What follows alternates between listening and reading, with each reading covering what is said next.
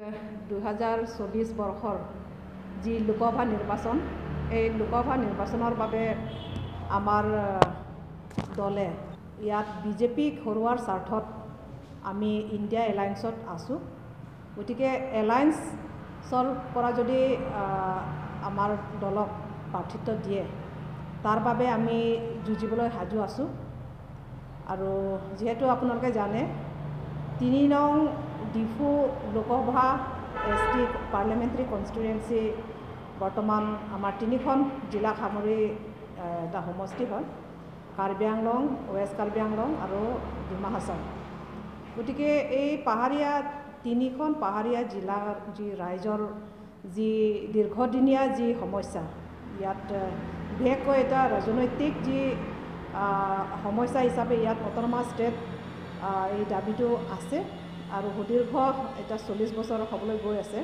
এই আন্দোলন আমাৰ ৰাইজে বিচাৰি আছে আৰু বিশেষকৈ কাৰ্বি আংলং, ৱেষ্ট কাৰ্বি আংলং আৰু ডিমা হাছাও এই পাহাৰীয়া জিলা ৰাইজে অট'নমাছ ষ্টেটৰ যি দাবী, এই দাবীটো আমি সফল ৰূপায়ণৰ কাৰণে আমাৰ ইণ্ডিয়া এলায়েন্স যদি আমাৰ চৰকাৰ গঠন হয়, তাত এইটো মুখ্য ইছ্যু হিচাপে তাত স্থান পাব বুলি আমাৰ দৃঢ় বিশ্বাস। যিহেতু যোৱা ৰাহুল গান্ধী তেখেতে অসম ভ্ৰমণত তেখেতৰ ন্যায় যাত্ৰাৰ সময়ত আমি দলীয় তৰফৰ পৰা আমি তাত মেমৰেণ্ডাম দিছোঁ। গতিকে ইয়াত অট'নমাছ ষ্টেট যি দাবী, এই দাবীটো মূল ইছ্যু হিচাপে থাকিব আৰু তাৰ লগতে আমাৰ যি বৰ্ডাৰ সমস্যা হিচাপে ইয়াত inter state border, inter district border মাজে মাজে যি সমস্যাৰ সৃষ্টি হয়, তাৰ বাবে আমি এটা পাৰ্মানেণ্ট চলিউশ্যন হ'ব লাগে। আমাৰ দলে এইটো বিচাৰিছে যে কাৰ্বি আংলঙৰ বৰ্তমান যি বাউণ্ডাৰী 1951ৰ যি কাৰ্বি আংলং অট'নমাছ কাউন্সিল যেতিয়া গঠন হৈছে, সেই সময়ত যিটো বাউণ্ডাৰী নিৰ্ধাৰিত কৰাৰ মতে থাকিব লাগে, ঠিক তেনেকৈ ডিমা হাছাও। গতিকে এই পাহাৰীয়া জিলাখনৰ ৰাইজৰ যাতে সৰ্বাংগীন উন্নতিৰ কাৰণে আমাৰ দলে কাম কৰি যাব আৰু আমি আশা ৰাখিছোঁ ইণ্ডিয়া এলায়েন্সে এই ক্ষেত্ৰত তেওঁলোকে পদক্ষেপ ল'ব। বৰ্তমান বিজেপি চৰকাৰৰ যি অপশাসন, এই অপশাসনৰ আমি উৰ পেলাব লাগিব। সেইকাৰণে মই কাৰ্বি আংলঙৰ ৰাইজক অনুৰোধ কৰিব বিচাৰিছোঁ, ডিমা হাছাও ৰাইজক আৰু আমাৰ ৱেষ্ট কাৰ্বি আংলং এই 3 নম্বৰ ডিফু সমষ্টি ভোটাৰ ৰাইজক মই এটাই অনুৰোধ কৰিব বিচাৰিছোঁ যে বৰ্তমান বিজেপি চৰকাৰে ৰাইজক যি ঠগিলে, তাৰ বিচাৰ আমি কৰিব লাগিব। তেওঁলোকৰ যি নেতৃত্ব, কেন্দ্ৰীয় নেতৃত্ব আহি ইয়াত বিভিন্ন সময়ত কথা দি গৈছিলে। যোৱা কাউন্সিল ইলেকশ্যনতে হওক, বিধানসভা ইলেকশ্যনতে হওক আৰু লোকসভা নিৰ্বাচনতো তেওঁলোকে ৰাইজক এটা আশ্বাস দিছিলে যে অট'নমাছ ষ্টেটৰ বিষয়টো তেওঁলোকে চিন্তা কৰিব। কিন্তু আজি মোদী চৰকাৰ আজি 10 বছৰ পূৰ্ণ হৈছে। গতিকে এই 10 বছৰত একো কাম নহ'ল আৰু কাৰ্বি আংলঙৰ পৰা যি বিজেপি সাংসদ নিৰ্বাচিত হৈছিল, তেওঁ এই ক্ষেত্ৰত কোনো ধৰণৰ পদক্ষেপ লোৱা আমি নেদেখিলোঁ। গতিকে বিজেপি জিকাটো কাৰ্বি আংলঙৰ কাৰণে এটা ভাল তেনেকৈ আমি দেখা নাই। তেওঁলোকে ৰাইজৰ আকাংক্ষা তাত ৰূপায়ণ কৰাত মানে ব্যৰ্থ হৈছে, সম্পূৰ্ণৰূপে ব্যৰ্থ হৈছে বুলি মই এই ক্ষেত্ৰত ক'ব বিচাৰোঁ। ধন্যবাদ। আজি এই ক্ষেত্ৰত এইটো আমাৰ 3 নং যি ডিফু সমষ্টিৰ যদি সাংসদ হিচাপে বা দলে বা আমাৰ সন্মিলিত যি ইণ্ডিয়া এলায়েন্সৰ যদি মই যুটীয়া কেণ্ডিডেট হওঁ আৰু মই যদি ইলেকশ্যন জিকি আহোঁ, তেতিয়াহ'লে প্ৰথমবাৰৰ কাৰণে মই সংসদত আমাৰ কাৰ্বি আংলঙৰ যি দীৰ্ঘদিনীয়া যি ইছ্যু, অট'নমাছ ষ্টেট ইছ্যুটো মই তাত উত্থাপন কৰিম। আৰু এইটোৱে হ'ব মোৰ সৰ্বপ্ৰথম মানে পদক্ষেপ যে যিটো বিভিন্ন দলে ইয়াত তেওঁলোকে ইলেকশ্যনৰ নামত তেওঁলোকে ভোটৰ অংকত তেওঁলোকে ৰাইজৰ পৰা এই ভোট আদায় কৰি আছিলে, কিন্তু সেইটো আৰু হ'বলৈ দিয়া নহ'ব। যিটো যদি ৰাইজে বিপুল ভোটত জয়যুক্ত কৰায়, তেতিয়াহ'লে কিন্তু এই ইছ্যুটো তাত মূল স্থান তাত লাভ কৰিব। আৰু দ্বিতীয়তে আমাৰ যিটো এমপ্লয়মেণ্ট, যিটো সংস্থাপনৰ বিষয়, তাত আজি আমি দেখিবলৈ পাইছোঁ যে যোৱা 2014 চনত মোদী চৰকাৰে বা মোদী নিজে তেওঁ কথা দিছিলে যে গোটেই ভাৰতবৰ্ষৰ বোলে এবছৰত 2 কোটিকৈ নিবনুৱাক তেওঁলোকে সংস্থাপন দিব বুলি কৈছে। কিন্তু আজি 10 বছৰত 1 কোটি নিবনুৱাকো তেওঁলোকে সংস্থাপন দিব পৰা নাই। গতিকে এইটো এটা আমি দেখকৈ এইটো তেওঁলোকে আমাৰ ৰাইজক বা আমাৰ যুৱচামক ঠগিছে। গতিকে আমাৰ নিবনুৱা সমস্যা সমাধানৰ ক্ষেত্ৰত আমি তাত আমাৰ চৰকাৰে তাত এই পদক্ষেপ ল'ব। আৰু বিশেষকৈ এতিয়া উঠি অহা যি যুৱচাম আজি বিভিন্ন ধৰণৰ তেওঁলোকৰ যি শৈক্ষিক যি সমস্যা, এই শৈক্ষিক সমস্যাবিলাকতো আমি কিন্তু তাত উত্থাপন কৰিম।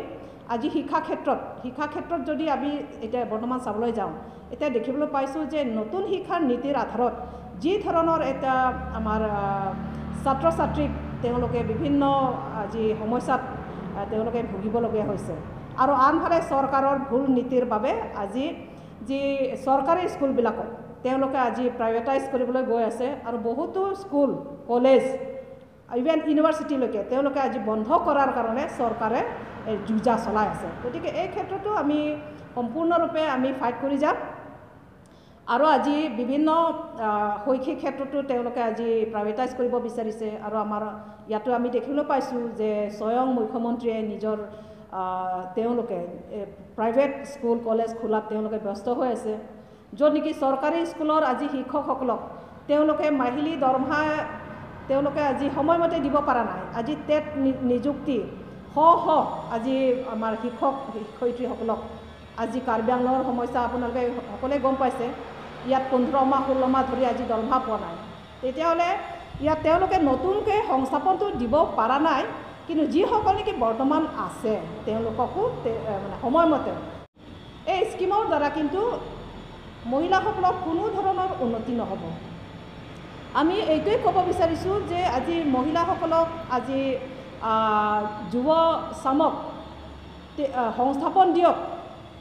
খন্তেকীয়া 10,000 টকাৰে 1200 টকাৰে এইটোতো এখন পৰিয়াল পোহপাল দিবলৈ মানে এইটো চাফিচিয়েণ্ট নহয়।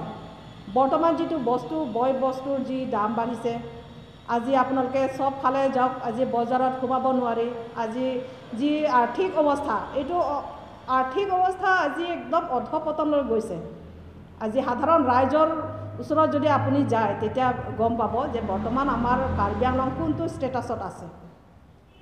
2-এজন কোম্পানীৰ বা 2-এজন ধনী হোৱাৰ বাহিৰে বাকী সৰহসংখ্যক ৰাইজ কিন্তু আজি দৰিদ্ৰ সীমাৰ ৰেখাৰ তলত আজি আছে। গতিকে এইটো আমি কেনেকৈ ইকনমিক চেঞ্জ আনিম। আৰু ইয়াত বিশেষকৈ কৃষি প্ৰধান অঞ্চল হিচাপে আমাৰ কাৰ্বি আংলঙতো আমাৰ এই 3খন পাহাৰীয়া জিলাত যি কৃষি ক্ষেত্ৰত কৃষকসকলক যি ধৰণৰ সা সুবিধা প্ৰদান কৰিব লাগিছিলে সেইটো কিন্তু আজি সীমিত। আমি বছৰেকীয়া 2-3টা খেতি কৰিব পাৰোঁ, কিন্তু আজি আমাৰ সেই ব্যৱস্থা চৰকাৰে কৰি দিয়া নাই। আজি সাধাৰণ ৰাইজে বৰষুণ লৈ বাট চাই থাকিবলগীয়া হয়। ইয়াত ইৰিগেশ্যনৰ কোনো সুব্যৱস্থা নাই। 2 এঠাইত আছে কিন্তু তাতো পানী শুকাই যায়। গতিকে এনেকুৱা এটা অৱস্থাত কৃষি প্ৰধান অঞ্চল ৰাইজে কেনেকৈ তেওঁলোকৰ পৰিয়াল পোহপাল দিব। গতিকে এই ক্ষেত্ৰত বিশেষকৈ জলসিঞ্চনৰ ব্যৱস্থা, এটা ভাল জলসিঞ্চনৰ ব্যৱস্থা কৰিব লাগে। আৰু য'ত জলসিঞ্চন ব্যৱস্থাৰ মানে এইটো সম্ভৱ নহয়, তাত কিন্তু বৰিং ছিষ্টেমত যদি সকলো কৃষকসকলক এইখিনি যদি সা সুবিধা দিয়ে, তেতিয়াহ'লে কিন্তু কৃষিৰ দ্বাৰাও বহুখিনি মানুহ লাভান্বিত হ'ব আৰু তেওঁলোকে নিজৰ পৰিয়াল পোহপাল দিবলৈ এইখিনি মানে সামৰ্থ্য হ'ব। গতিকে আজি বিজেপি চৰকাৰে যিটো তেওঁলোকে মানে ঢাল বজাই আছে যে বহুত উন্নতি হৈছে, পৰিৱৰ্তন হৈছে, কিন্তু আমি দেখিবলৈ পাইছোঁ পৰিৱৰ্তনটো আগৰ যিটো অৱস্থা তাতকৈ আৰু বেয়া ফালেহে ঢাল খাইছে। এইটোহে দেখিবলৈ পাইছোঁ। আজি GSTৰ নামত, আজি ডিমনিটাইজেশ্যনৰ নামত কিমান ৰাইজে হাৰাশাস্তি পাইছে। আৰু বৰ্তমান যিটো আজি বস্তু বাহিনীৰ যিটো জুই চাই যিটো দাম, তাৰ দ্বাৰাও কিন্তু বহুত ক্ষেত্ৰত আজি মানে ৰাইজে চলিবলৈ অসমৰ্থ হৈছে। গতিকে চাওক, কাৰ্বি আংলঙৰ যিটো ৰাইজৰ যি আকাংক্ষা, এই আকাংক্ষাক সফল ৰূপায়ণৰ কাৰণে আমি কাম কৰি যাম। আৰু যিহেতু আমাৰ এলায়েন্সত এটা বিভিন্ন দলৰ যি আমাৰ কমন মিনিমাম প্ৰগ্ৰাম থাকিব, আমাৰ মেনিফেষ্টো থাকিব, সেই মেনিফেষ্টোৰ আধাৰত যি ৰাইজক আমি প্ৰতিশ্ৰুতি দিম তাৰ সেইমতে কৰি যাবলৈ মই প্ৰস্তুত আছোঁ। আৰু বিশেষকৈ মহিলাৰ ক্ষেত্ৰত মই এটা কথা ক'ব বিচাৰিছোঁ, আজি অতি দুখজনক আজি অসমৰ অৱস্থা যদি আমি চাবলৈ যাওঁ, ইয়াত মহিলাসকলৰ যি ভাইলেঞ্চটো হিংসাটো মহিলাৰ ওপৰত যিটো হিংসা আজি মানে বহুতখিনি বাঢ়ি গৈছে। আগতে ৫ম অৱস্থানত আছিলে অসম, কিন্তু আজি প্ৰথম মানে যিটো ক্ৰাইম ব্যুৰ' ৰিপৰ্টৰ মতে আজি অসমেই কিন্তু আটাইতকৈ মহিলাৰ ওপৰত হিংসাটো কিন্তু বাঢ়ি গৈছে। সেই ক্ষেত্ৰত আমাৰ কাৰ্বি আংলঙতো পিছ পৰি থকা নাই। ইয়াতো বিভিন্ন সময়ত আজি ট্ৰেফিকিং হৈছে, ইয়াত দেহ ব্যৱসায় মানে অতিকৈ আজি বাঢ়িবলৈ ধৰিছে। আৰু আজি বিশেষকৈ নাবালিকাসকলক আজি সুৰক্ষা দিব পৰা নাই। আৰু আমি দেখিবলৈ পাইছোঁ আজি গোটেই ভাৰতবৰ্ষতো বিভিন্ন ঠাইত ইয়াত যিবিলাক নাৰীৰ ওপৰত যিবিলাক নাৰীৰ ঘটনা ইয়াত জড়িত অপৰাধী হিচাপে আজি কিন্তু আপুনি UPৰ ব্ৰিজভূষণ শৰণ সিঙে হওক আৰু MLA কিছুমান, মই এইটো যে নাম নকওঁ, আৰু আমাৰ কাৰ্বি আংলং অট'নমাছ কাউন্সিলৰ যি MAC সৰ্বন তেলেংগাৰ বিষয়টো সকলোৱে গম পাইছে। গতিকে এই ধৰণৰ আমি বিজেপি চৰকাৰৰ পৰা মহিলাসকল সুৰক্ষিত নহয়, এইটো আমি স্পষ্টভাৱে আমি দেখিবলৈ পাইছোঁ। তেওঁলোকে কৈছিলে যে বেটি বচাও বেটি পঢ়াও, কিন্তু আজি সেইটো কাৰ্যক্ষেত্ৰত হৈ উঠা নাই। তেওঁলোকে মহিলাসকলক সুৰক্ষা দিব পৰা নাই। আৰু ইয়াত মল্লযোদ্ধা মহিলাসকল নেকি ৰাজপথত আহিবলগীয়া অৱস্থাটো এইটোৱেই ইয়াৰ পৰাই প্ৰমাণ যে তেওঁলোকে কোনো ধৰণৰ মহিলাক সুৰক্ষা দিব পৰা নাই। আৰু তৃতীয়তে যি নাৰী বা মহিলাৰ যি সবলীকৰণৰ কথা, গতিকে মহিলা সবলীকৰণৰ ক্ষেত্ৰত ইয়াত যদি আমি চাবলৈ যাওঁ, ইয়াত আৰ্থিকভাৱে সামাজিকভাৱে আৰু মহিলাসকলৰ যি জাষ্টিছ ন্যায় পাব লাগিব। আৰু মহিলাসকলৰ যি ৰাজনৈতিক অধিকাৰ, যি সংসদ আৰু বিধানসভাত মহিলাসকলৰ 30 বছৰীয়া যি আন্দোলন, বিভিন্ন সময়ত গণতান্ত্ৰিক আৰু প্ৰগতিশীল মহিলা সংগঠনে যি আন্দোলন কৰি আহিছে, তাৰ ফলত যোৱা 2010 চনত ৰাজ্যসভাত পাছ হৈছিল 33% আসন সংৰক্ষণৰ বিধেয়কখন। আৰু এইটো 13 বছৰ আজি আমি দেখিবলৈ পাইছোঁ যে মোদী চৰকাৰত গণতন্ত্ৰৰ বস্তুটোৱে আজি হেৰুৱাই দিছে। এই ক্ষেত্ৰত এইটোৱেই আজি যিবিলাক নেকি নিউট্ৰেল ইনষ্টিটিউশ্যন আছে, সুপ্ৰিম কোৰ্ট, ইলেকশ্যন কমিশ্যন, এই বস্তুটো তেওঁলোকে নিজৰ মানে যি চৰকাৰৰ প্ৰপাৰ্টি হিচাপে তেওঁলোকে আজি ইউজ কৰিবলৈ গৈ আছে। যাৰ কাৰণে য'তেই মানে অপজিশ্যন গভৰ্ণমেণ্ট আছে, অপজিশ্যন গভৰ্ণমেণ্ট ষ্টেটবিলাকত তেওঁলোকে বিভিন্ন সময়ত এটা ভাবুকি হিচাপে ইডিক তেওঁলোকে ব্যৱহাৰ কৰে। ইডিক ব্যৱহাৰ কৰিব, আৰু কোনোবা অপজিশ্যন নেতাই যদি তেওঁলোকৰ মানে বিৰুদ্ধে যদি মাত মাতে, তাত তেওঁলোকে আকৌ CBI লগাই দিব।